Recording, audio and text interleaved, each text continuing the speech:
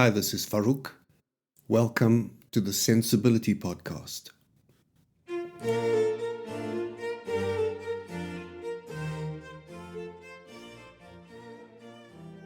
I started this podcast almost 2 months ago and must confess I've had an outline but not a well thought out plan. I've been feeling my way around, trying to understand the medium, get to grips with the technical aspects associated with the production, and doing some market research all at the same time. As the number of plays to a growing audience have increased, a broad how-to theme has emerged, and the challenge is now to continue to publish material that's interesting and makes us act in a thoughtful and more deliberate way. Today I'd like to share a few thoughts on the apology. And before we unpack that, I will admit to being one of those who use the apology as a strategy in both my personal and business relationships. I learned very early on in life that saying I'm sorry will diffuse most situations, deflate a large ego, and as a child it sometimes saved me from a beating.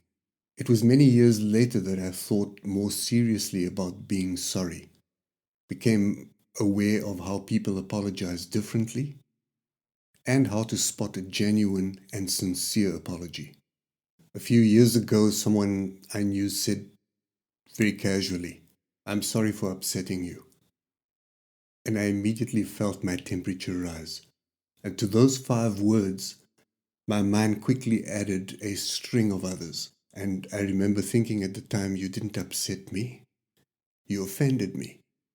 I don't think you know what I found offensive, so you can't really be sorry.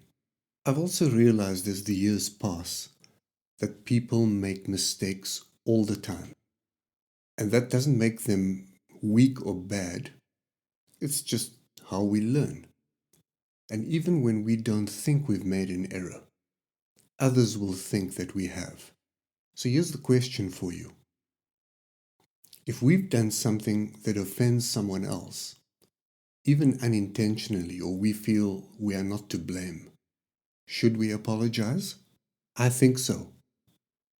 If we've hurt or offended someone else, even if our intentions were good, or we think the other person's anger is unjustified, or we have a perfectly good excuse, a sincere apology initiates the repair.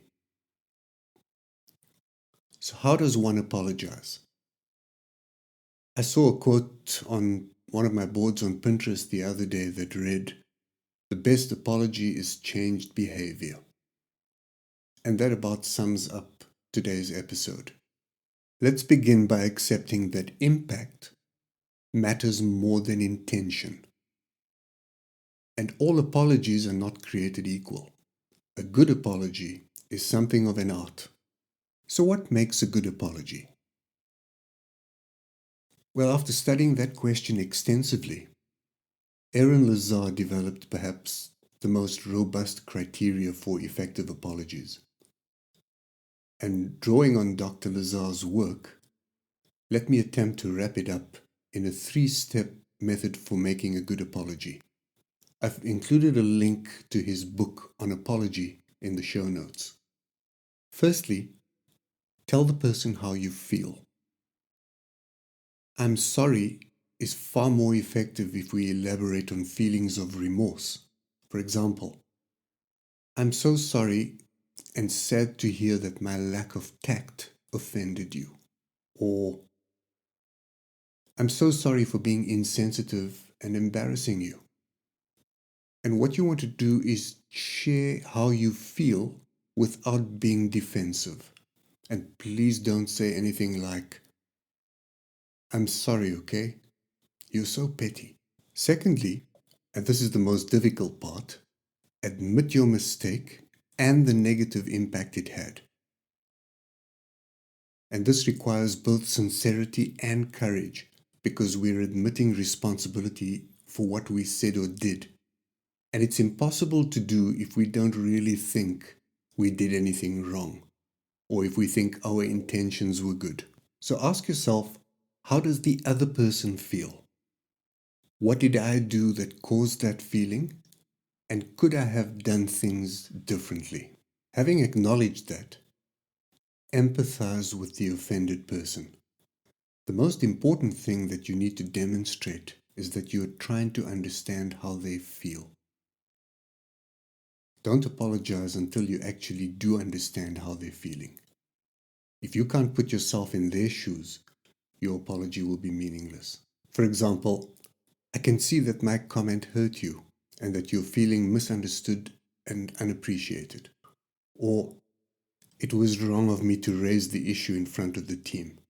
And I can see that you're angry because I eroded your credibility. I should have been more thoughtful. And it's at this point that many of us are tempted to offer an explanation of why we did something, or to be defensive, or throw in an excuse or two. But remember that you're trying to repair something, not show yourself in a good light. And saying, I really didn't think you'd be offended is not an excuse. It's okay to say something like, it's no excuse for standing you up, but I want you to know that I had to rush my dog to the vet. And I was so frantic trying to get there that I forgot to call you. If you do offer an explanation, it helps to reiterate your mistake and again acknowledge how the other person feels. For example, I'm so sorry I didn't call you and that you were stuck there waiting for me for an hour. I can only imagine how worried and angry you must have been. The final stage in the process is making the situation right. And good apologies include a reparation of some kind, either real or symbolic. Maybe you create an opportunity for the person you embarrassed to regain their credibility. Or perhaps you admit your mistake to others too as part of the reparation. In many relationships, a hug is good enough. And often all we need to do is explain what we are going to do differently the next time so we don't repeat the offending action. This helps to rebuild trust and heal the relationship. And if you aren't sure how to make things right, just ask. Is there anything I can do to make it up to you? Above all, deliver on any promises you make.